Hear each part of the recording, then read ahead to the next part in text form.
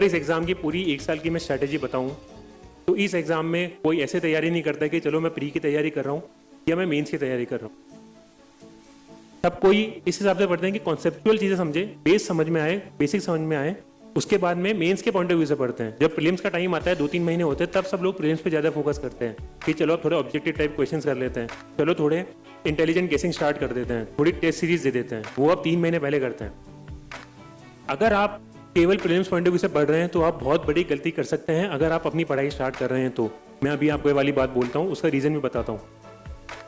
मान लीजिए आपने मेंस की तैयारी नहीं करी है, केवल प्रीलिम्स की तैयारी करी है कि प्रीलिम्स छोड़ देंगे, प्रीलिम्स के नंबर कहीं नहीं जुड़ने वाले। अगर 98 कट ऑफ है तो आप 98.05 नंबर पे भी आप प्रीलिम्स कट ऑफ पार करके क्लियर कर जाएंगे प्रीलिम्स। आपने अगर 98 की जगह 198 नंबर लेकर आगे तो उसका कोई फायदा नहीं होने वाला है। तो इसलिए स्मार्टली आपको प्रीलिम्स को खेलना है। ज़्यादा एफर्ट भी डालेंगे तो आपका टाइम वेस्ट होगा। अब सपोज आपने पूरा टाइम प्रीलिम्स में डाल दिया और आपने जून तक केवल प्रीलिम्स की तैयारी करी और आपका प्री क्लियर हो गया।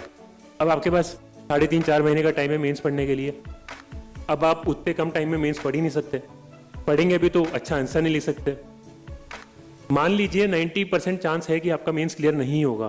कुछ 5-10% लोग एक्सेप्शनल होते हैं, उनका होगा भी तो ऐसे कोई एक्सेप्शनल नंबर नहीं आएंगे कि खुद की पसंद की सर्विस मिल गई। वो होंगे कि बस लिस्ट के अंदर नीचे कहीं पे नाम आ गया, रिजर्व लिस्ट के अंदर आ गए।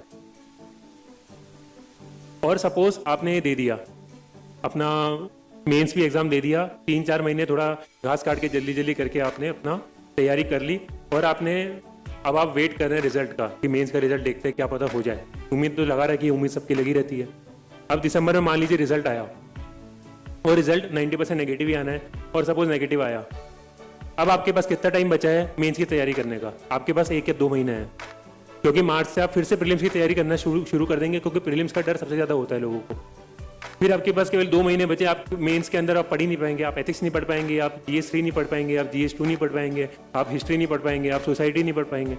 2 महीने में कितना कर लेंगे? फिर आप वापस इसी चक्कर में फंस जाएंगे। फिर प्रीलिम्स की तैयारी करेंगे, फिर मेंस के वो क्लियर होगा, फिर मेंस के लिए पूरी तैयारी नहीं हो पाएगी, फिर मेंस नहीं हो पाएगा।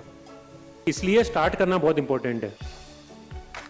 इसलिए मेंस से पॉइंट ऑफ व्यू से तैयारी करनी है। और मेंस का बहुत बड़ा इंपॉर्टेंट फैक्टर होता है ऑप्शनल। अगर आपको ऑप्शनल हैंडल है तो मेंस बहुत आराम से निकल जाएगा। इसीलिए मैंने बोला सबसे पहले ऑप्शनल खत्म करिए। अगर आप मान लीजिए मेंस के पॉइंट ऑफ व्यू से तैयारी कर रहे हैं तो अगर आपने जितनी जल्दी अपना ऑप्शनल खत्म कर लिया तो आपने 1750 में से 500 नंबर का सिलेबस खत्म कर दिया है। उसके बाद में आप बाकी चीज़ें पढ़ सकते हैं।